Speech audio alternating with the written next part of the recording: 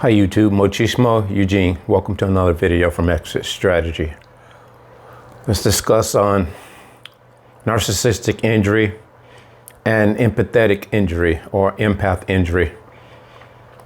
What are some of the similarities that they have in common, and what are some of the distinct differences? You probably know a lot of this already, but I just want to discuss it a little bit in detail. We know a narcissistic injury causes a narcissist many times to go into hibernation.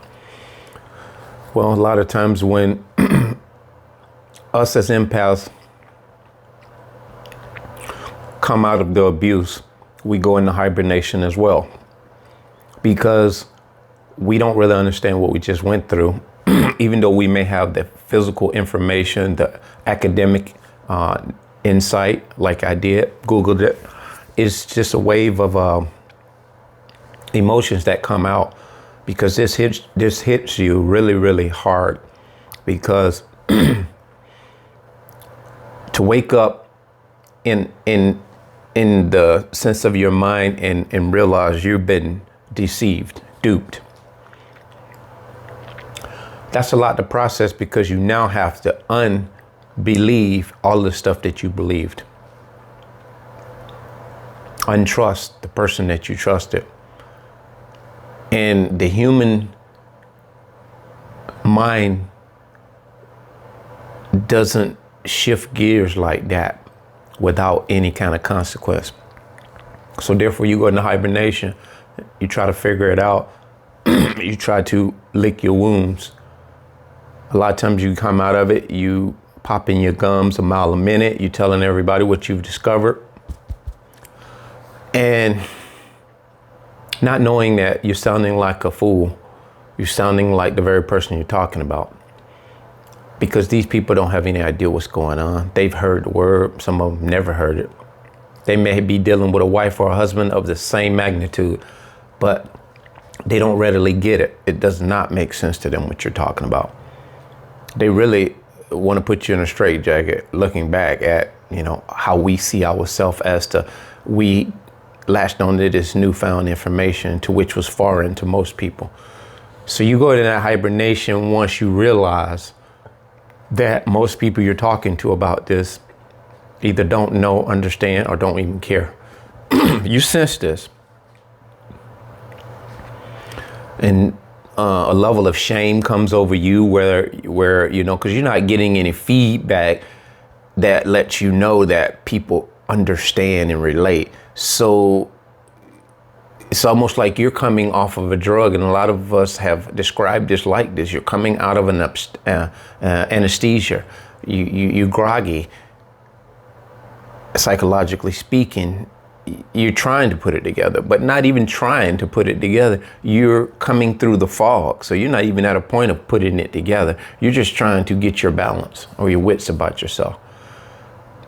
And so you're confused, and you begin to go into hiding as well, because of a slight embarrassment, a shame. And for the most part, you really want to just figure this out. You need some alone time, because nobody is coming to you, giving you pieces to this puzzle other than the information you have garnered by way of your own investigations. If you're fortunate, if you've been fortunate enough to do that right after the awakening.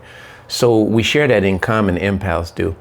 A narcissist, a lot of times they don't recover, and empaths as well. They spiral down, empaths, down to a deep depression. A lot of times they contemplate suicide, and they do carry it out many times. I pray to God, the covering the blood of Jesus over you. Don't do it. If you got this knowledge, you got all the reason in the world to keep kicking. And so the narcissists, they are injured traumatically. It is almost something similar to what they went through as a child, but that was progressively. This hits them in an instant right here. This hits them out of nowhere too, out of left field.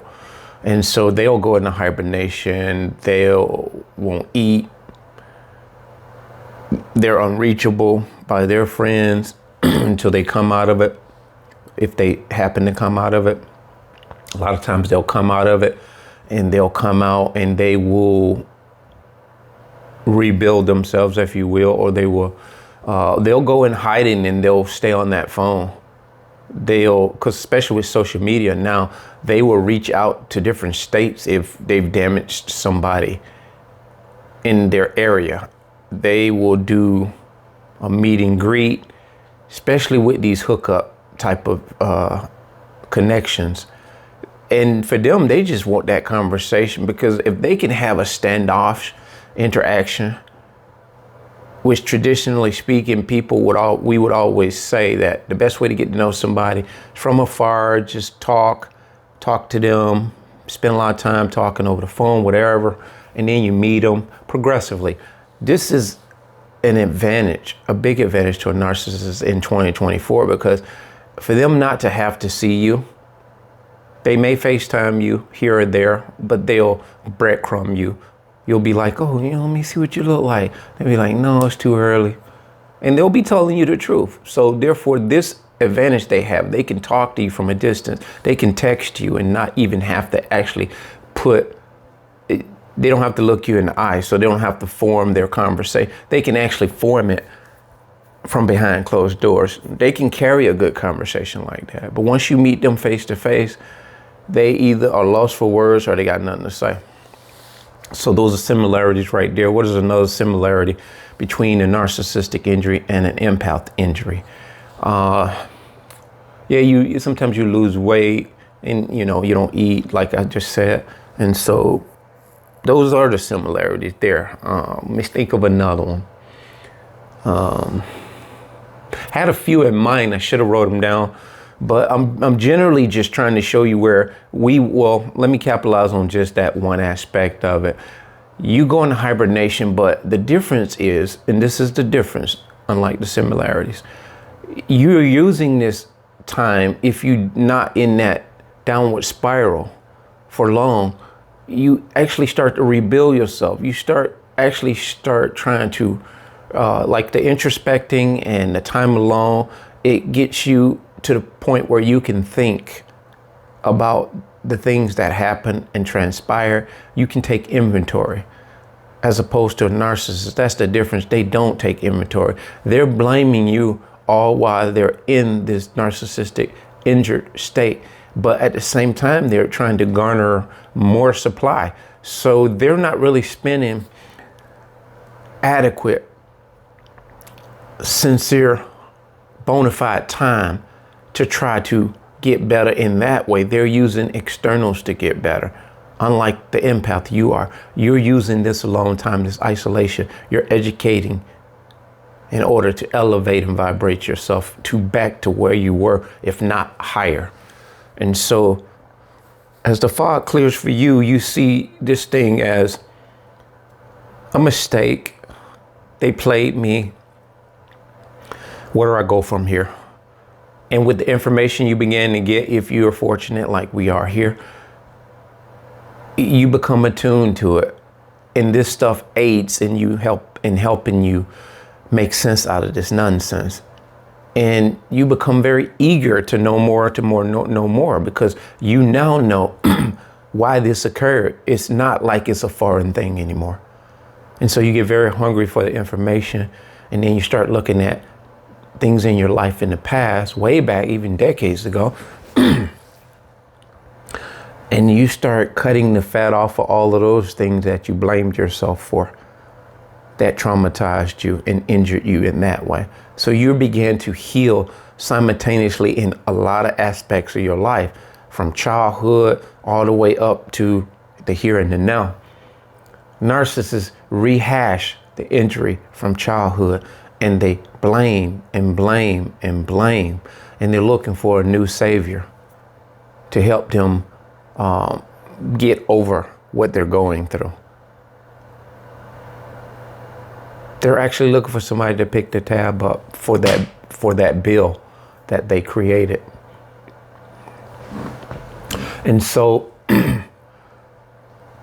this is advantageous to you. It's an advantage, because the injury, what injured you, was a big part of what brought you to the point of a standstill, to where you could stop, think, and reason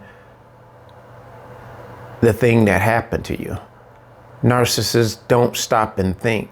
They just hide, deny, deflect, project, and they look all at the same time, looking for somebody else to attach themselves and all their demonic energy to. You want to heal, feel better about yourself, go on to live a better life, and then you begin to say to yourself, man, I need to give this back to people because it came to me in the sense of I'm fortunate and I want to be able to be a blessing to somebody else. Narcissist doesn't think like that. They want to know who's up next to get a bruising for the time that they lost with the person, namely you and me, who caused them an injury. They want somebody else to blame.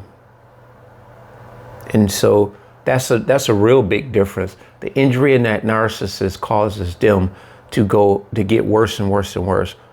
The empath injury they caused us, it is causing us to become greater than we ever could have been had we not experienced that. Because we take full inventory of our life. We start thinking differently, and we become a lot more apprehensive. As opposed to the narcissist, they become more and more reckless. Because they're on the illusion that just because you got away, the next one won't. And unfortunately, they gamble, and their gamble pays off. But whether we know it or not, and we can see it, they are living a living hell. They are living a hell. And you can say they have nothing to lose because they've already lost everything. They've lost their whole sense of self. So they're forever chasing an identity that they don't even know that they are in pursuit of. But they know that there is something missing. Because without an identity, you're in a body, but you don't even feel like it's your body. I would think it's almost like a paraplegic that has a robotic arm or a robotic leg, using other external resources to manipulate their body. And that's how a narcissist moves. They use external sources to become alive, to live and exist. Because apart from, and they don't have a connection to God, to a higher source. The connection that they have is low vibrating. And they get these demonic highs off of destruction and despair. But they're only momentary highs. They're only momentary highs. You and I, we can be happy about something that has happened in our life, and we can ride that wave for hours and just, or sit on the back porch, look out in the woods, hear the birds chirping, and just be at peace. When these type of things are surrounding a narcissist, this is when their mind is racing, because their thoughts and them are left with one another.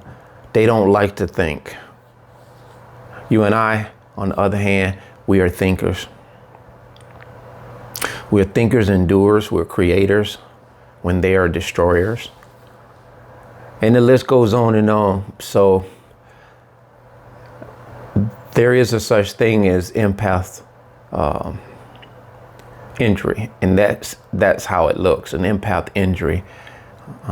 So if you now know empath injury, it is just a part of that process of getting there, getting past it, and turning it around by the grace of God. He didn't wake you up for no good reason. He woke you up for good reason, for yourself first and then for other people. Just give something back to the world because of that. Because if you're sitting somewhere and you just believe that you can't, and there's nothing you can offer anybody because the narcissist beat you down so bad. No, they saw something good in you. You just need to realize what that is, capture that, don't let it go again, and give a piece of it to the world in a good way, in a healthy way. That being said, bless.